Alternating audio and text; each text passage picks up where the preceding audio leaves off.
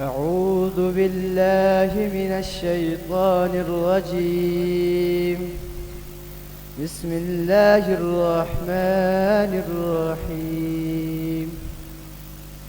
قل أعوذ برب الناس ملك الناس إله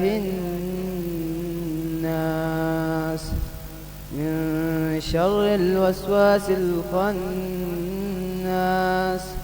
الذي يوسوس في صدور الناس من الجنة والناس. صدق الله العظيم.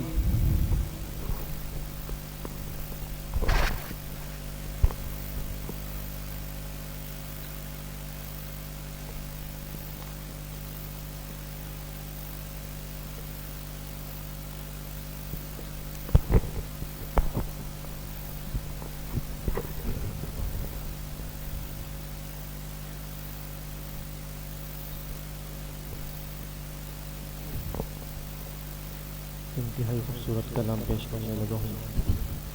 نعت رسول مقبول صلی اللہ علیہ وسلم کے چند اشعار. ایک مرتبہ محبت سے درود پاک پڑھ لیا.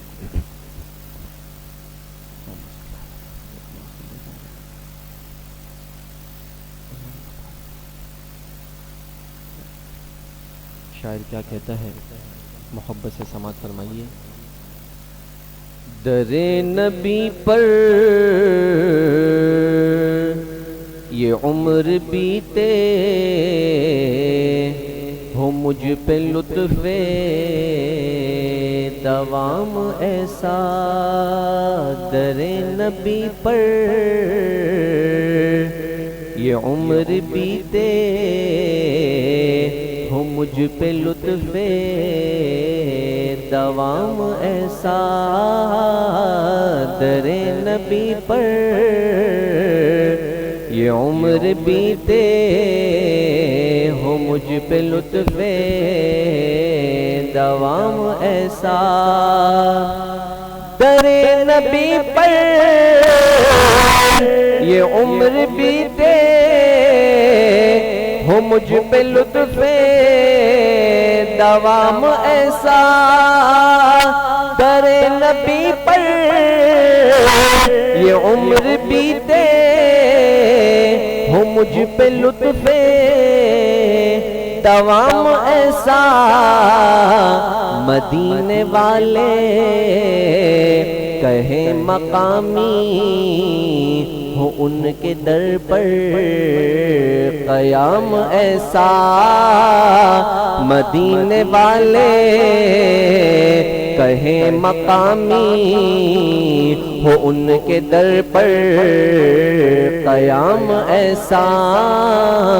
در نبی پر یہ عمر بیتے ہو مجھ پہ لطف دوام ایسا. اور جو غمزدوں کو گلے لگا لے بانگ دامن میں جو چھپا لے. جو غمزدوں کو گلے لگا لے بانگ دامن میں جو چھپا لے. ہے دوسرا کون اس جہاں میں سوا ہے خیر الانام ایسا. ہے دوسرا کون اس جہاں میں سوا ہے خیر الانام ایسا. بلال تجھ پر نثار جان خود نبی نے تجھے بلایا. بلال تجھ پر نثار جان کہ خود نبی نے تجھے بلایا. نصیب ہو تو نصیب ایسا غلام ہو تو غلام ایسا نصیب ہو تو، نصیب ایسا غلام ہو تو، غلام ایسا تیرے نبی پر یہ عمر بیتے ہو مجھ پہ لطف تمام ایسا.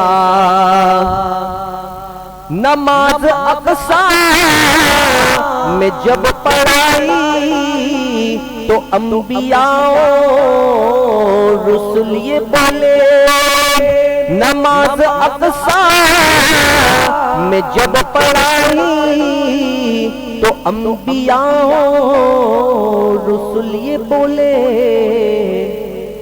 نماز ہو تو نماز ایسی، امام ہو تو امام ایسا، نماز ہو تو نماز ایسی، امام ہو تو امام ایسا، نماز ہو تو نماز ایسی، امام ہو تو امام ایسا. مجھی کو دیکھو وہ بے طلب ہی نوازتے جا رہے ہیں پہ ہم، مجھی کو دیکھو وہ بے طلب ہی نوازتے جا رہے ہیں پہ ہم. نہ میرا کوئی عمل ہے ایسا، نہ میرا کوئی ہے کام ایسا، نہ میرا کوئی عمل ہے ایسا، نہ میرا کوئی ہے کام ایسا. تیرے نبی پر یہ عمر بیتے ہو مجھ پہ لطف تمام ایسا. مدینے والے کہیں مقامی ہو ان کے در پر قیام ایسا.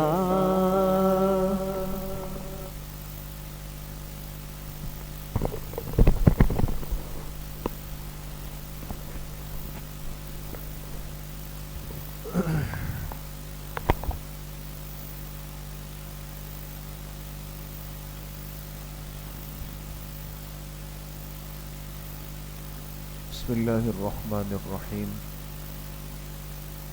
الحمد للہ وکفا وسلام علی عباده الذین اصطفى، خصوصا علی سید الرسل وخاتم الانبیاء وعلى آلہ واصحابہ الاتقیاء. اما بعد فاعوذ باللہ من الشیطان الرجیم. بسم اللہ الرحمن الرحیم.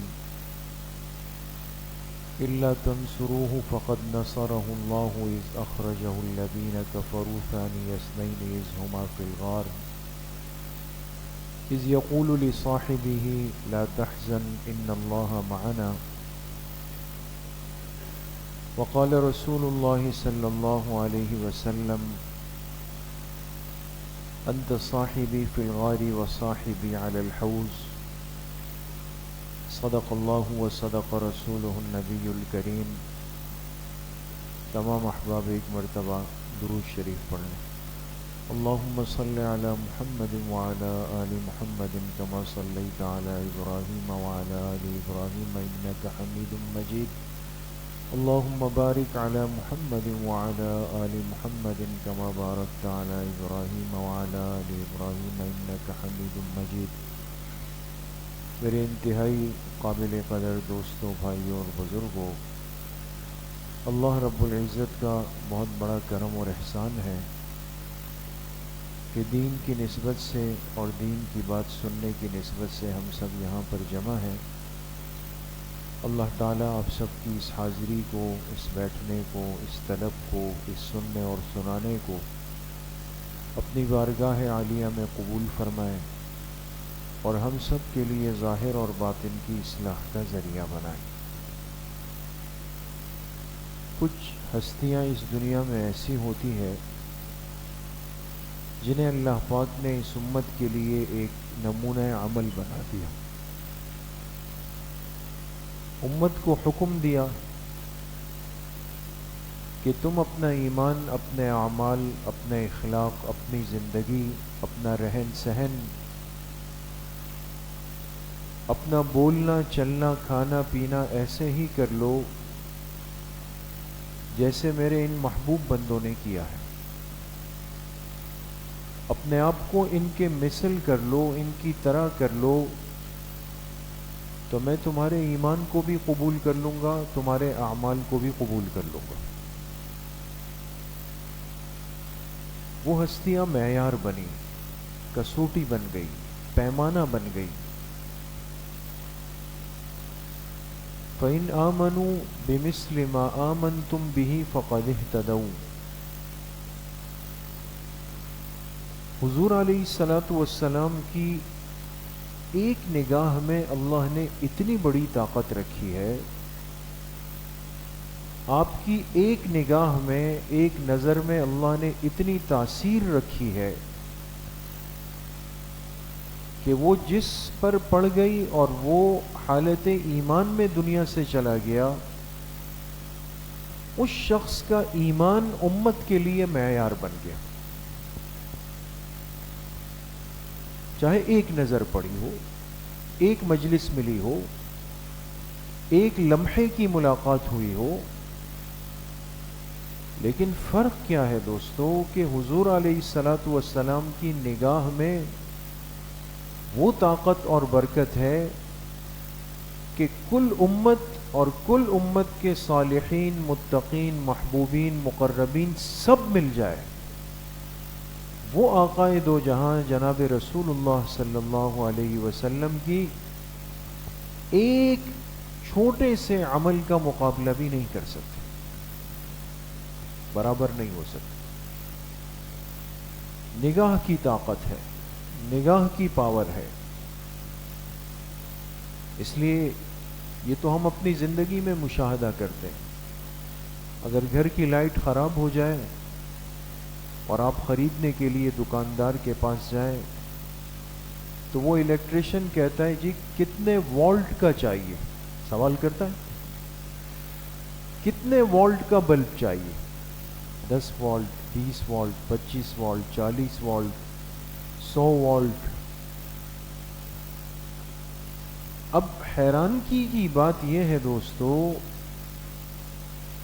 کہ جو جسم 100 وولٹ کے بلب کا ہے وہی جسم 25 وولٹ کے بلب کا بھی ہے، سائز میں فرق نہیں ہے، سائز اتنا ہی ہے،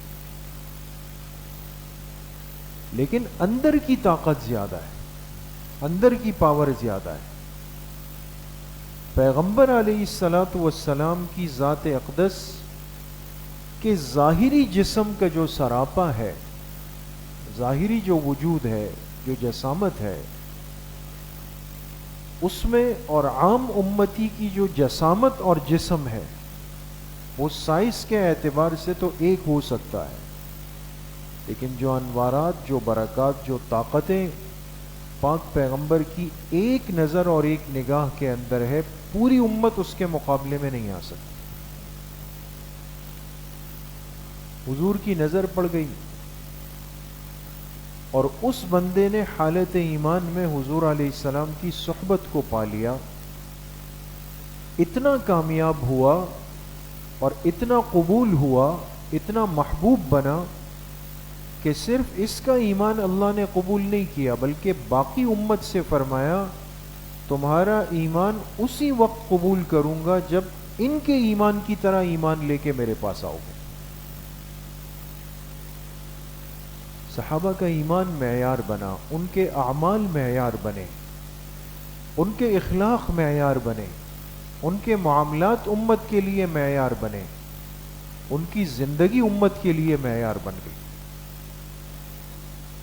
لیکن پھر ان میں ایک ہستی ایسی ہے، ایک شخصیت ایسی بھی ہے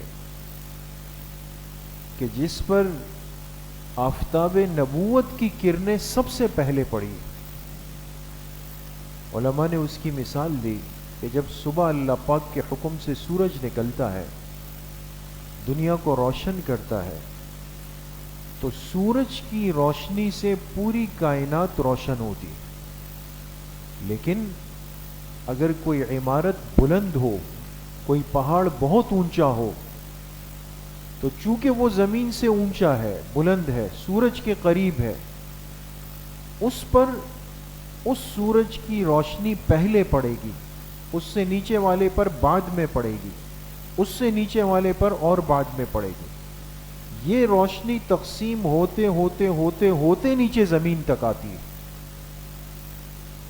جب نبوت کا سورج روشن ہوا نا، حضور علیہ الصلوۃ والسلام کے قلب مبارک کی روشنی ظاہر ہوئی، تو اس امت میں ایک شخصیت ایسی تھی کہ جن کا قد سب سے اونچا تھا، اور اللہ نے جن کو قبول کیا، جن کے دل پر حضور کے آفتاب کی کرنیں پڑی ہے، اور وہ ہستی حضرت ابو بکر صدیق رضی اللہ عنہ. اس امت کے سب سے پہلے نمبر کے مسلمان، سب سے پہلے نمبر کے مسلمان، باعتبار گنتی کے بھی، باعتبار معیار کے بھی. فرق ہے نا دوست. ایک ہوتی ہے کسی چیز کی مقدار، ایک ہوتا ہے کسی چیز کا معیار. کوانٹٹی اور کوالٹی الگ الگ چیزیں. بعض دفعہ ایک چیز تعداد میں بہت زیادہ ہے، بہت زیادہ ہے، لیکن جب آپ نے ہاتھ میں اٹھایا، کہا یار یہ تو ردی ہے، یہ تو بیکار چیز ہے، سستی ہے. اس کے مقابلے میں بعض دفعہ ایک چیز پڑی ہوئی ہوگی، ایک پھل کا دانہ ہوگا، لیکن جب اٹھایا تو کہا بھائی کیا بات ہے، اس کی کمال ہے، تو کوالٹی کی کوئی بات ہی نہیں ہو سکتی اس کی. حضرت ابوبکر صدیق رضی اللہ عنہ کا ایمان باعتبار گنتی میں بھی سب سے پہلے ہے، اور باعتبار معیار میں بھی سب سے پہلے ہے. آپ کے ایمان کا مقابلہ کوئی نہیں کر سکتا. اس درجے کا ایمان اللہ نے آپ کو دیا. کیوں؟ حدیث پاک میں آتا ہے، جناب نبی کریم صلی اللہ علیہ وسلم نے فرمایا، ما صب اللہ فی صدری الا وقد صببتہ فی صدر ابی بکر. جو کچھ اللہ پاک نے اپنے خزانوں سے میرے سینے میں ڈال دیا تھا، میں نے وہ سب کے سب فیوز اور علوم ابو بکر کے سینے میں منتقل کر دی. وہ وہاں چلے گئے. ایک نمبر کے مومن، پہلے نمبر کے مومن، سب سے زیادہ قربانی دینے والے مومن. مقام صدیقیت کیا ہے دوستو؟ علماء نے لکھا، صدیق اس شخص کو کہا جاتا ہے جس کے اپنے وجود دوسرے کے وجود کے اندر فنا ہو چکا ہو. آپ کی خوشی کیا ہے، آپ کا غم کیا ہے، آپ کی چاہت کیا ہے، آپ کی پسند کیا ہے؟ جو میرے محبوب کی ہے، جو حضور نے فرمایا وہ میرے لیے. حضور علیہ الصلوۃ والسلام نے فرمایا مجھے 3 چیزیں پسند ہیں. خوشبو بہت پسند ہے، خوشبو پسند ہے، اسی لیے خوشبو لگانے کو سنت فرمایا گیا. اور جو خوشبو لگائے تو اس کے خوشبو کو رد نہیں کیا جا سکتا، منع ہے نا. یہ مسئلہ آپ کو پتہ ہے. 3 ایسی سنت چیزیں ہیں جس کو رد کرنا منع ہے. ایک خوشبو، ایک دودھ اور ایک تکیہ. اگر آپ کو کوئی خوشبو پیش کرے تو نہیں کہہ سکتے جزاک اللہ جزاک، نہیں، یہ منع ہے. لا تردو کے الفاظ ہے، اس کو رد نہیں کیا جائے گا. اگر کوئی دودھ پیش کرے تو اس کو رد نہیں کیا جائے گا. کوئی تکیہ پیش کرے اس کو رد نہیں کیا جائے گا. سنت کا تقاضا ہم سے یہ ہے. آپ نے فرمایا مجھے 3 چیزیں بڑی محبوب ہے. ایک خوشبو لگانا، دوسرا فرمایا کہ نیک عورت، المرأۃ الصالحہ، نیک عورت سے نکاح کرنا، تیسرا فرمایا کہ میری آنکھوں کی ٹھنڈک نماز میں. کتنی چیزیں ہو گئی؟ تین چیزیں: خوشبو، نیک عورت سے نکاح اور نماز کا اہتمام۔ حضرت ابوبکر صدیق رضی اللہ عنہ نے جب سنا، فرمایا اللہ کے حبیب صلی اللہ علیہ وسلم مجھے بھی تین چیزیں بہت پسند ہیں، میری بھی پسند تین چیزیں۔ آپ نے فرمایا کیا ہے؟ فرمایا کہ میرا مال آپ پہ خرچ ہو، میری بیٹی آپ کے نکاح میں آئے، میری آنکھیں ہر وقت آپ کا دیدار کرتی رہے۔ اب ان تینوں چیزوں میں دیکھیں، اس میں صرف اور صرف کس ذات کا تذکرہ ہے؟ حضور علیہ الصلوۃ والسلام، اور کوئی چیز ہی نہیں ہے۔ میرا مال آپ پہ خرچ ہو جائے، میری بیٹی آپ کے نکاح میں آئے، میری آنکھیں آپ کی زیارت کرتی رہے، اسی سے ٹھنڈی ہوتی رہے۔ اپنا وجود ہی نہیں ہے، اپنی ذات کی کوئی خواہش ہی نہیں ہے، جو کچھ ہے وہ حضور کی نسبت کا۔ اس لیے جب ہجرت کی رات حضور علیہ الصلوۃ والسلام تشریف لے گئے تو اپنے ساتھ لے جانا تھا اپنے رفیق کو، اپنے ساتھی کو، حضرت ابوبکر صدیق رضی اللہ عنہ کو، تو بغیر اطلاع دیے ہوئے، پہلے سے نہیں بتایا کہ میں آج کی رات آؤں گا، آ جاؤں گا، نہیں، لیکن تشریف لے گئے، اور جب آپ کے دروازے پر پہنچے تو حضرت ابوبکر صدیق رضی اللہ عنہ نے دروازہ کھولا۔ آپ نے فرمایا ابوبکر آپ جاگ رہے تھے؟ فرمایا جی آپ کے انتظار میں تھا۔ آپ کو کیسے پتہ چلا؟ فرمایا اللہ کے رسول صلی اللہ علیہ وسلم، میں آپ کی مجلس میں بیٹھا ہوا تھا، آپ نے فرمایا کہ میں بھی ہجرت کروں گا، اس اشارے سے میں سمجھ گیا کہ آپ جلد ہی مکہ مکرمہ سے جائیں گے، اور میں سمجھ گیا تھا کہ آپ مجھے اپنا خادم بنائیں گے، اور میں سمجھ گیا تھا کہ کسی بھی وقت آپ تشریف لائیں گے۔ یہ سننے کے بعد مجھ کی، یعنی اپنی ذات کو مخاطب کیا، یہ سننے کے بعد ابو بکر کی نیند ختم ہو چکی تھی کہ ایسا نہ ہو کہ اللہ کے حبیب تشریف لائیں اور آپ کو انتظار کرنا پڑے۔ تیار ایک ایک چیز جو گھر کی تھی وہ جمع کی ہوئی۔ کیوں؟ ہجرت کے سفر میں اپنے ساتھ لے جانا، جتنا سرمایہ ہے، جتنی چیزیں ہیں، جتنے دینار تھے، وہ سب کے سب اٹھائے۔ آپ نے علماء سے سنا نا، ہوگا نا، کہ تلاش کر رہے تھے کہ ایک سوئی میں نے رکھی تھی، وہ سوئی اپنے ساتھ اٹھا لوں۔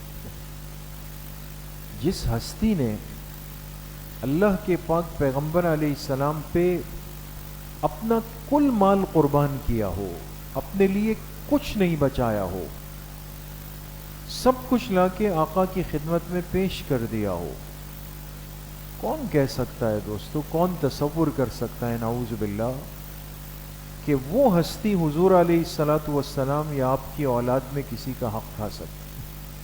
یہ کیسے ہو سکتا ہے؟ جس نے اپنے وجود کو اپنے محبوب کے وجود میں فنا کر دیا تھا، مٹا دیا تھا، ختم کر دیا تھا، کوئی مومن کیسے سوچ سکتا ہے کہ وہ حضور کا یا آل رسول کا حق کھا سکتا ہے؟ تو حضور کی محبت میں ڈوبے ہوئے تھے، بیٹھے ہوئے حضور علیہ الصلوۃ والسلام کی مجلس میں۔ ابھی حدیث ہم نے ابھی پڑھی، اتفاق سے بخاری شریف، مغرب کے بعد کا سبق چل رہا تھا، اس میں روایت آئی کہ آپ علیہ الصلوۃ والسلام نے فرمایا من انفق زوجین فی سبیل اللہ۔ بہت اہم روایت ہے اور بڑی عجیب روایت ہے دوست۔ فرمایا میرا جو امتی اللہ کے راستے میں خرچ کرے گا جوڑا جوڑا، جوڑا سمجھتے ہیں دوست؟ جوڑا کس کو کہتے ہیں؟ دو چیزیں جب ملائی جائیں نا، اس کو جوڑا کہتے ہیں۔ ہمارے ہاں تو جب انسان کوئی جانور خریدتا ہے کہتے ہیں یہ جوڑا ہے، یہ نر ہے، یہ مادی ہے نا؟ دو پرندے ہیں کہتا ہے یہ جوڑا ہے، یہ نر ہے، یہ مادی ہے۔ تو جوڑ کا لفظ ہی اس کو کہتے ہیں جہاں دو شریک ہو جائے. آپ علیہ الصلوۃ والسلام نے فرمایا میرے جس امتی نے اللہ کے راستے میں کوئی چیز خرچ کی اور جوڑا جوڑا خرچ کی. علماء نے اس کو سمجھانے کے لیے مثال دی کہ کسی کو کوئی چیز دی تو دو کو جوڑ کر دی. مثال کے طور پہ آپ کسی کو ایک کپڑا ہدیے میں دے رہے ہیں, ایک کپڑا سوٹ دے رہے ہیں, ایک کے ساتھ آپ نے دوسرا سوٹ ملا دیا. آپ نے کہا یہ آپ کا, یہ آپ کے گھر والوں کا. جوڑا ہو گیا نا دوست, ہے نا, یہ جوڑا ہو گیا. یا اس طریقے سے آپ کسی کو دے رہے ہیں, کسی کی مدد کر رہے ہیں, کسی کو ہدیہ دے رہے ہیں. آپ نے جیب سے نوٹ نکالا تو 100 روپے کا نوٹ نکلا, ایک نوٹ. آپ نے اس کے ساتھ دوسرے 100 کا نوٹ جوڑ دیا. اب کتنے ہو گئے؟ 2 ہو گئے. جوڑا ہو گیا نا. آپ نے وہ 2 نوٹ دیے اس کو اور آپ نے فرمایا یہ آپ قبول فرما لیں. یہ زوجین ہے دوست, دو چیزیں خرچ ہو رہی. یا آپ کسی کو پھل دے رہے تھے, آپ نے ایک سیب دیا, پھر آپ کے سامنے حدیث آئی, آپ نے فوراً اس کے ساتھ دوسرا ایک سیب رکھ دیا کہ یہ دونوں آپ کو ہدیہ ہے. یہ زوجین ہو گیا دوست. بات سمجھ گئے؟ تو فرمایا جس شخص نے اللہ کے راستے میں جوڑا جوڑا خرچ کیا تو جنت کا ہر دروازہ یہ چاہت کرے گا کہ یہ بندہ مجھ سے جنت میں داخل ہو جائے, مجھ سے آ جائے. تو حضرت ابوبکر صدیق رضی اللہ عنہ نے پوچھا کہ اللہ کے رسول صلی اللہ علیہ وسلم, اگر کوئی مومن ایک دروازے سے بھی چلا جائے تو کامیاب تو وہ بھی ہو گیا, ہے نا. جنت کے کسی دروازے سے بھی مومن اندر چلا جائے تو کامیاب ہے نہیں ہے دوستو, کامیاب ہو گیا. تو پوچھا کہ جو ایک دروازے سے بھی چلا گیا کامیاب تو وہ بھی ہے, لیکن کیا واقعتاً کوئی ایسا خوش نصیب ہوگا کہ سارے دروازے اس کو اپنی طرف بلائیں گے اور چاہت رکھیں گے؟ آپ نے فرمایا ہاں, وَأَرْجُو أَن تَكُونَ مِنْهُمْ, اور اے ابو بکر میں یہی امید رکھتا ہوں کہ آپ انہی میں سے ہیں, کہ قیامت کے دن جب آپ جائیں گے تو جنت کا ہر دروازہ یہ خواہش رکھے گا کہ ابو بکر مجھ سے اندر داخل ہو جائے. اتنی بڑی شان اللہ پاک نے عطا فرمائی دوست. تو عرض کرنے کا مقصد میرے دوستوں بزرگوں یہ ہے کہ یہ ہستیاں اور یہ شخصیات ہمارے لیے معیار ہے, صرف نام کے حد تک نہیں, تذکرے کے حد تک نہیں, بلکہ عمل اور اطاعت کے جذبے کے ساتھ. واقعی آج میرے اندر اتنا جذبہ ہو قربانی کا, واقعی میرے اندر آج اتنی محبوبیت کا جذبہ موجود ہو کہ میں اپنی ہر چیز اللہ کے لیے, اللہ کے دین کے لیے, اللہ کے حبیب صلی اللہ علیہ وسلم کے نام پہ خرچ کرنے کے لیے, قربان کرنے کے لیے میں تیار ہو جاؤں.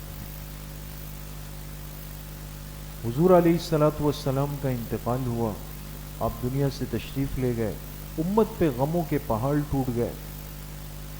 کسی کو یقین نہیں آتا تھا, صدمے کے اندر امت مبتلا ہے, کیا کریں.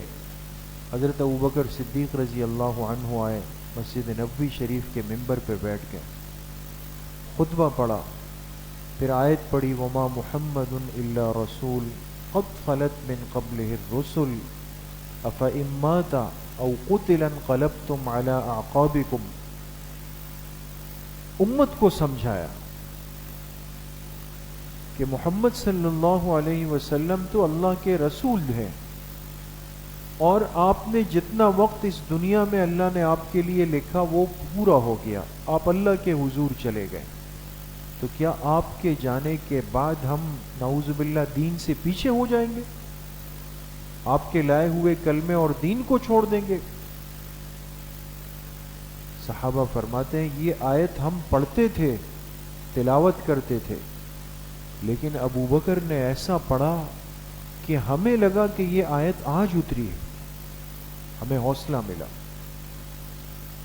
اب امت کے خلیفہ بن گئے، خلافت آ گئی۔ خلیفہ کس کو کہتے ہیں؟ جو پوری امت مسلمہ کا بیک وقت اکیلا حکمران ہو۔ آج تو حکمران وہ ہوتا ہے نا جس کے پاس ایک ریاست ہو، ایک ملک ہو۔ پوری دنیا کے نقشے میں اسلامی ممالک کی تعداد کتنی ہے دوستو؟ 56 ہے۔ تو گویا ہر اسلامی ملک کا ایک حکمران ہے۔ لیکن خلافت میں کیا ہوتا ہے کہ خلیفہ وقت کل امت کا بیک وقت وہ امیر ہوتا ہے، پوری امت اس کے زیر دست ہوتی، سب کو کنٹرول کرتا ہے۔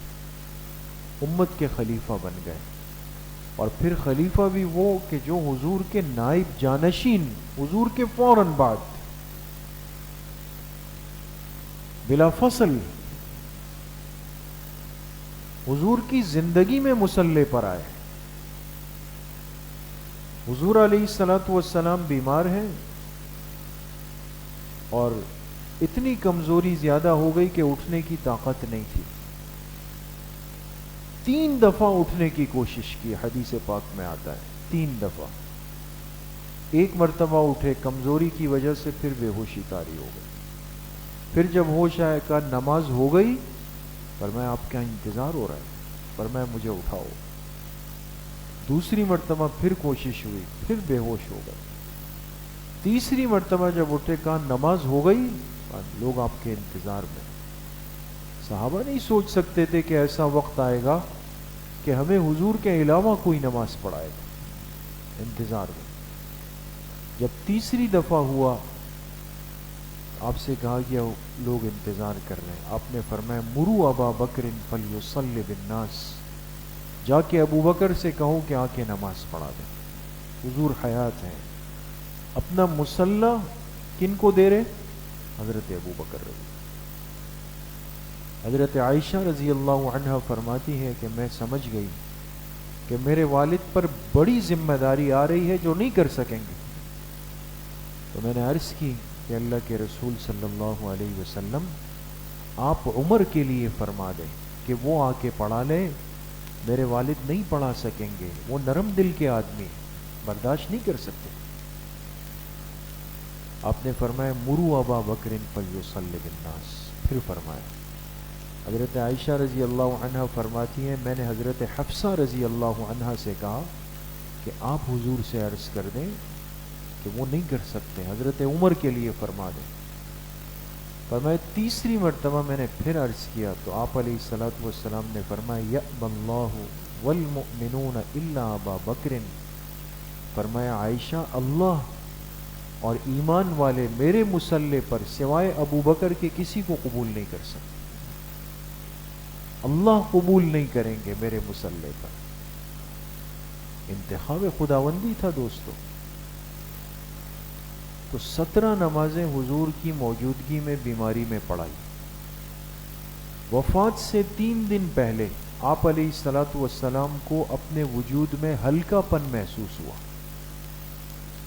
اور آپ کو لگا کہ میں چل کر جا سکتا ہوں۔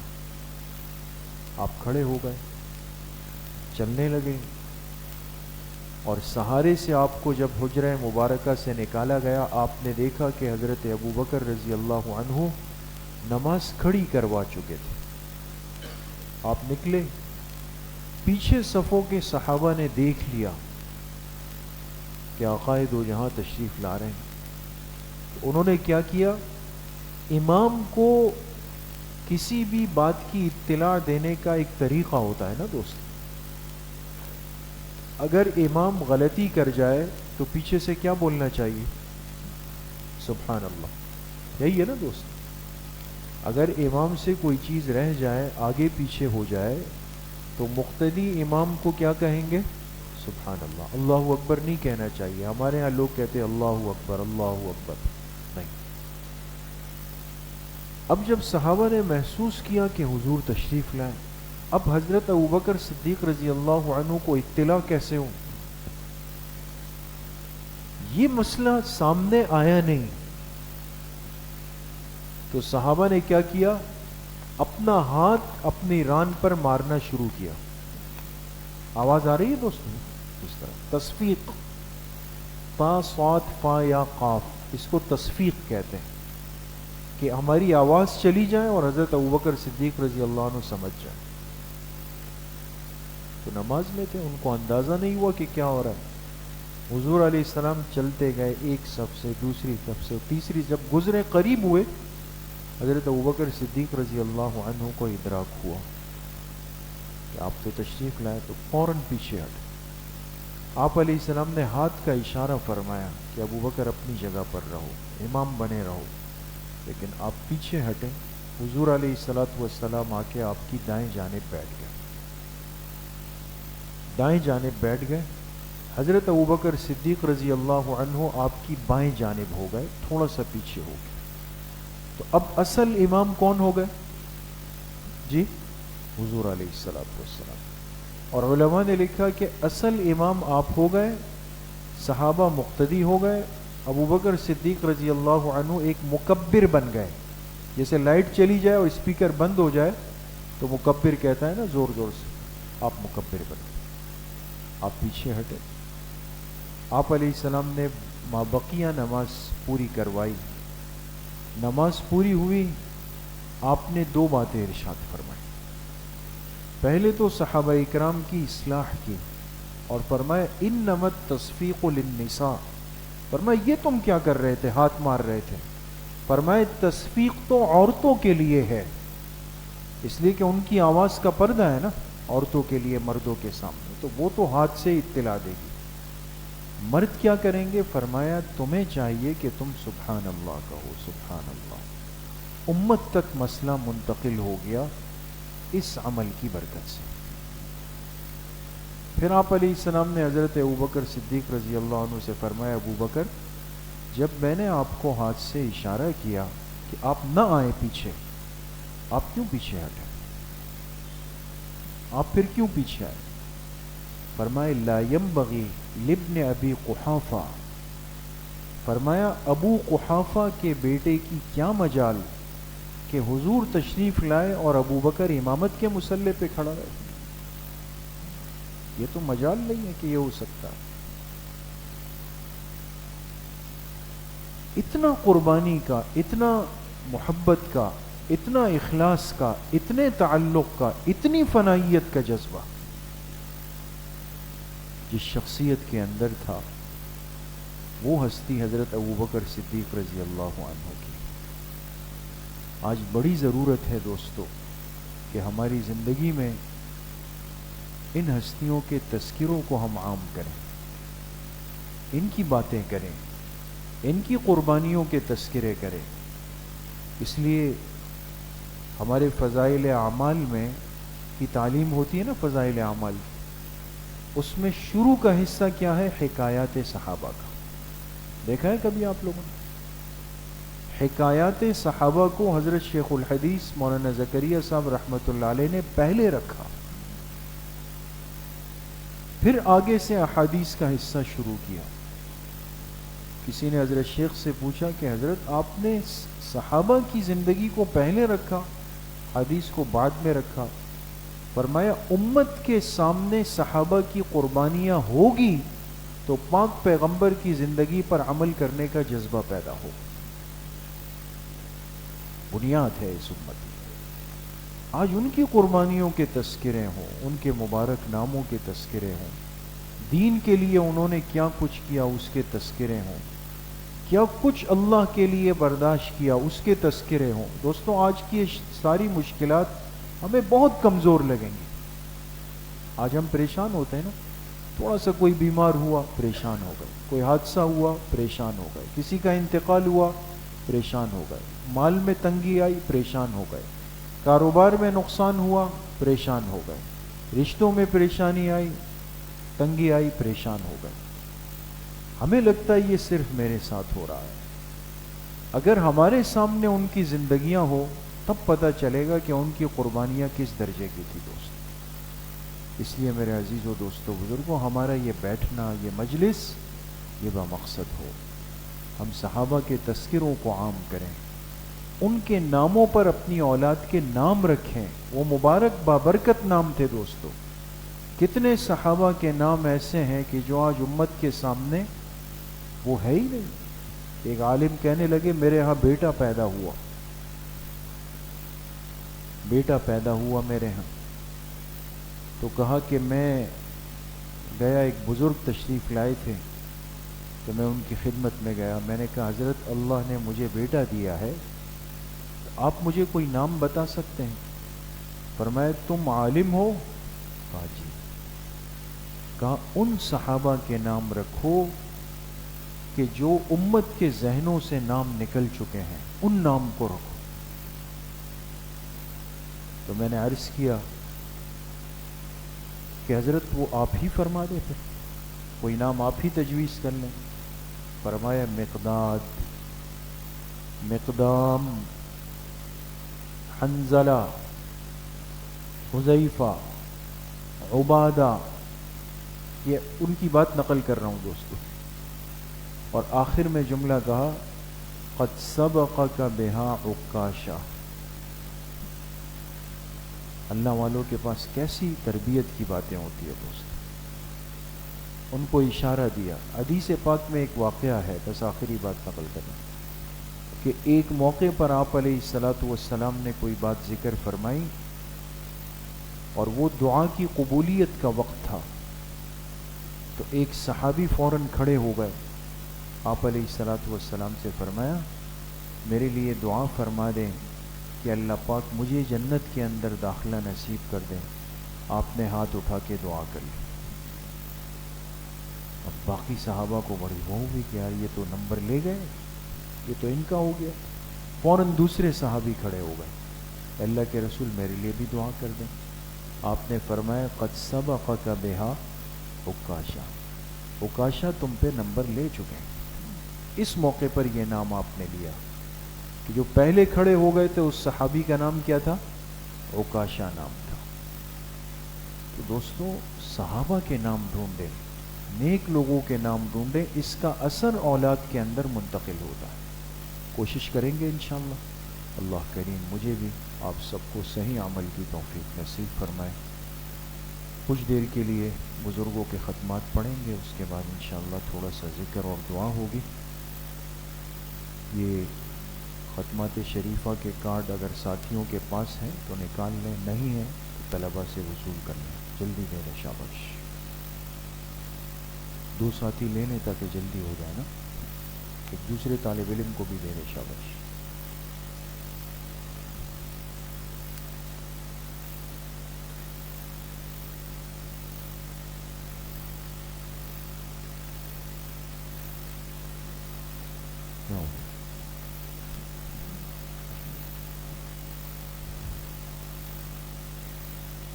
بسم اللہ الرحمن الرحیم. الحمد للہ الذی لم يتخذ ولدا ولم يكن له شریک فی الملک ولم يكن له ولی من الذل وکبرہ تکبیرا. تمام ساتھی ایک مرتبہ درود شریف پڑھ لیں. اللہم صلی علی محمد وعلی آلہ.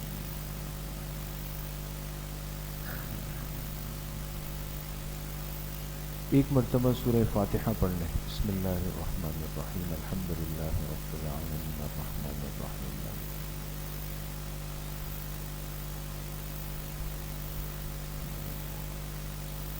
ایک مرتبہ درود شریف پڑھ لیں. اللہم صلی علی محمد وعلی آلہ محمد کما صلیت علی ابراہیم.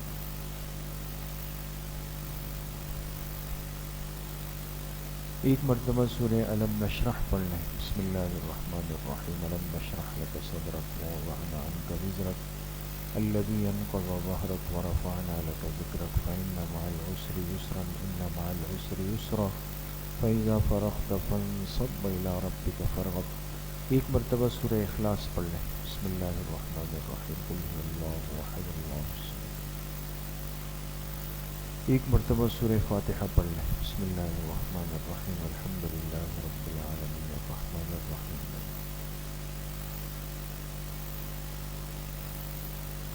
ایک مرتبہ درود شریف پڑھ لیں. اللہم صلی علی محمد وعلی آلہ.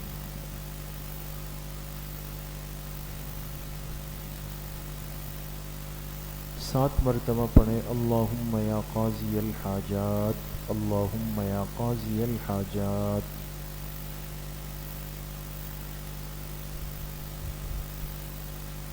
7 مرتبہ پڑھیں اللہم یا کافی المہمات، اللہم یا کافی المہمات۔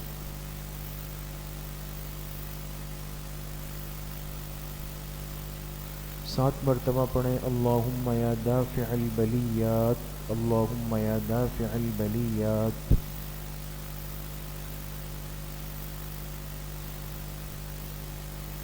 7 مرتبہ پڑھیں اللہم یا شافی الامراض، اللہم یا شافی الامراض۔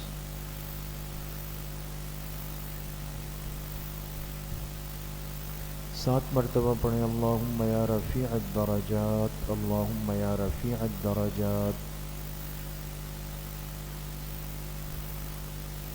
7 مرتبہ پڑھیں اللہم یا مجیب الدعوات، اللہم یا مجیب الدعوات۔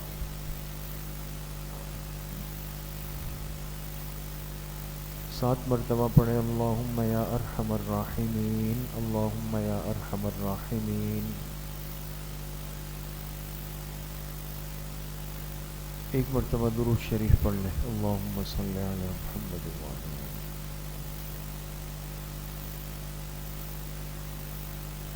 3 مرتبہ پڑھیں حسبنا اللہ ونعم الوکیل، حسبنا اللہ ونعم الوکیل۔ 1 مرتبہ درود شریف پڑھ لیں، اللہم صلی علی محمد وعلی آلہ۔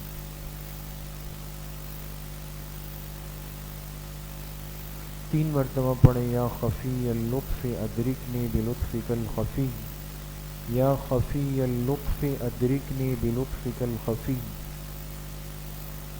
1 مرتبہ درود شریف پڑھ لیں، اللہم صلی علی محمد۔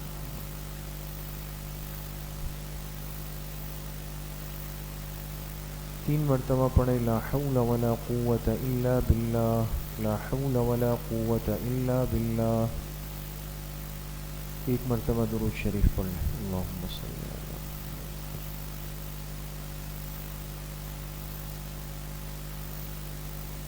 3 مرتبہ پڑھیں ذالک فضل اللہ یؤتیہ من یشاء واللہ ذو فضل علی المؤمنین، ذالک فضل اللہ یؤتیہ من یشاء واللہ ذو فضل علی المؤمنین۔ 1 مرتبہ درود شریف پڑھ لیں، اللہم صلی علی محمد۔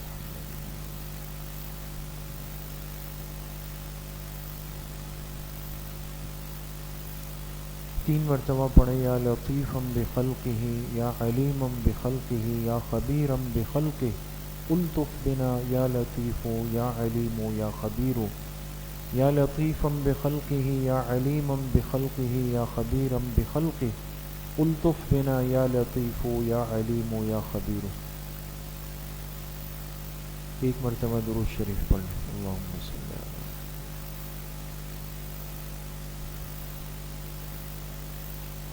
3 مرتبہ پڑھیں انا للہ و انا الیہ راجعون، انا للہ و انا الیہ راجعون۔ 1 مرتبہ درود شریف پڑھ لیں، اللہم صلی علی محمد۔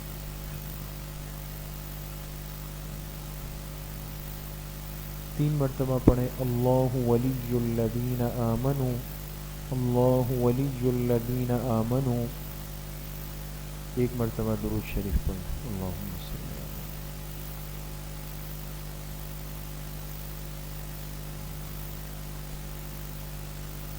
3 مرتبہ پڑھیں واللہ ولی المؤمنین، واللہ ولی المؤمنین۔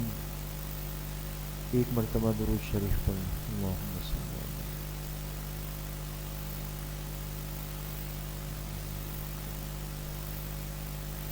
3 مرتبہ پڑھیں رب اغفر وارحم وانت خیر الراحمین، رب اغفر وارحم وانت خیر الراحمین۔ 1 مرتبہ درود شریف پڑھیں، اللہم صلی علی محمد۔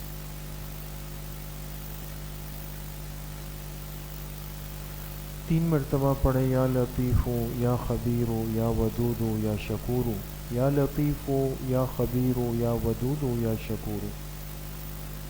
1 مرتبہ درود شریف پڑھیں، اللہم صلی علی محمد۔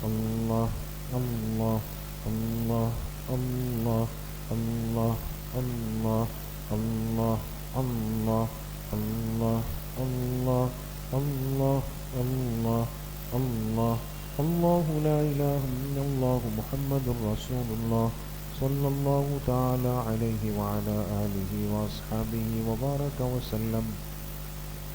اب کچھ دیر کے لیے ذکر قلبی یعنی مراقبہ کریں گے۔ مراقبے کا مطلب ہے کہ دل کا ذکر، کہ دل کی دھڑکن گویا اللہ اللہ کہہ رہی ہے۔ اس کا طریقہ یہ ہے کہ تمام ساتھی اپنی آنکھیں بند کر دیں، سروں کو جھکا لیں، دلوں کو یکسو کر لیں، دنیا کے خیالات سے دلوں کو فارغ کرنے کی کوشش کریں۔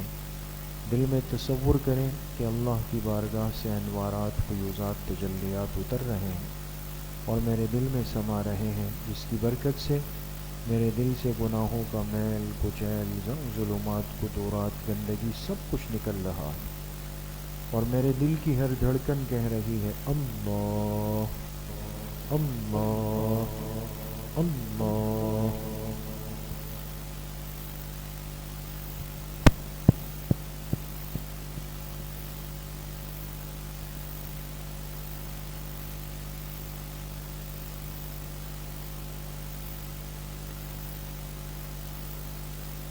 اللہ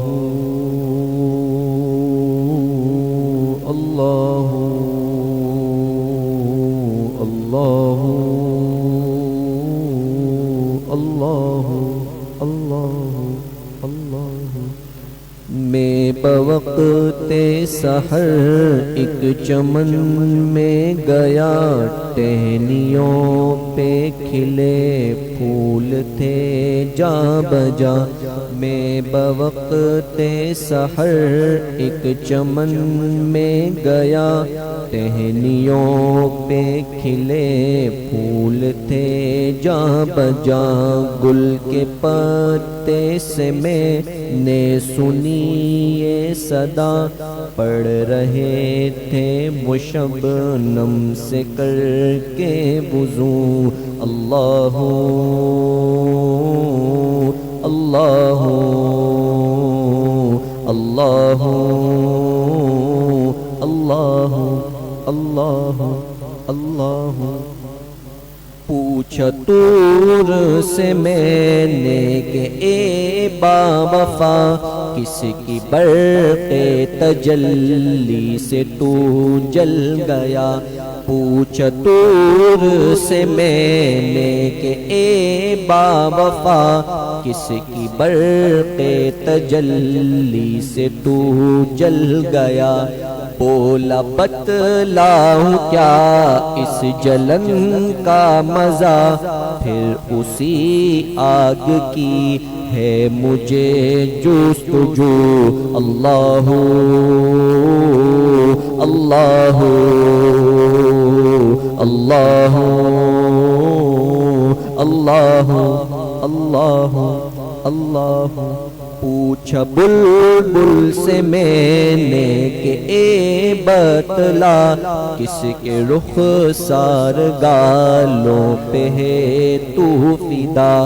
پوچھا بلبل سے میں نے کہ اے بتلا، کس کے رخسار گالوں پہ ہے تو فدا۔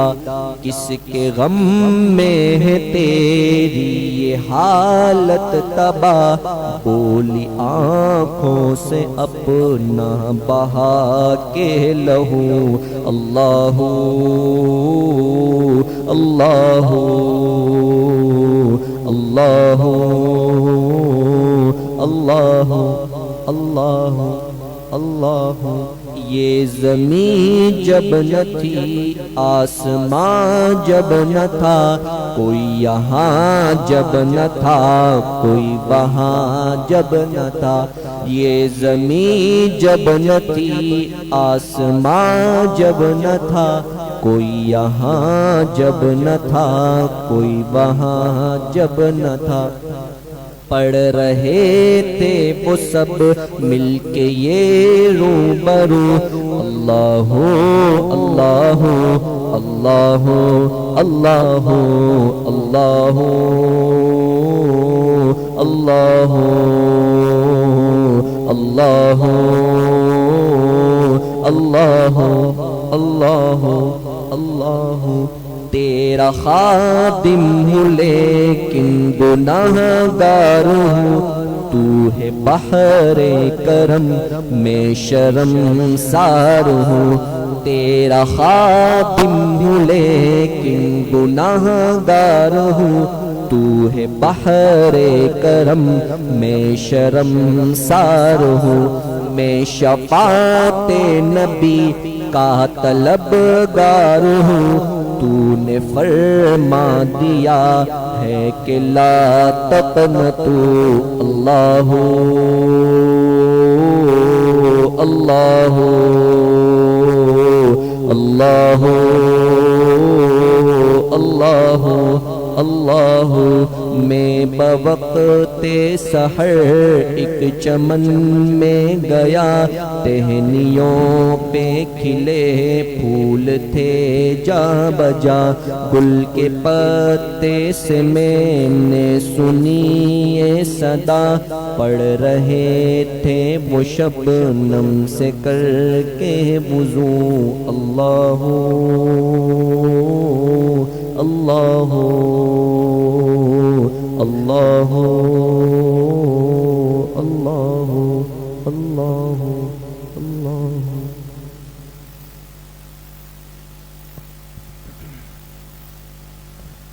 لا الہ الا اللہ محمد رسول اللہ الحمد للہ رب العالمین والصلاة والسلام علی سید الانبیاء والمرسلین سیدنا و مولانا محمد وآلہ واصحابہ اجمعین یا اللہ یا ارحم الراحمین ہمارے صغیرہ کبیرہ ظاہراً باطناً ہر طرح کے گناہوں کو معاف فرما دے یا اللہ پوری امت کے گناہوں کو معاف فرما دے بھی رضا والی زندگی نصیب فرما دے نفس اور شیطان کے وساوس سے ہماری حفاظت فرما دے یا اللہ اپنی معصیت سے اپنی نافرمانی سے اپنی ناراضگی سے ہماری حفاظت فرما دے حضور علیہ الصلوۃ والسلام کی صحیح اور سچی محبت نصیب فرما دے پوری زندگی اتباع سنت میں گزارنے کی توفیق نصیب فرما دے ظاہر اور باطن کے فتنوں سے یا اللہ ہم سب کو محفوظ فرما دے یا اللہ جتنے ساتھی محبت کے ساتھ آج کی مجلس میں آئے دور سے ساتھی بھی تشریف لائے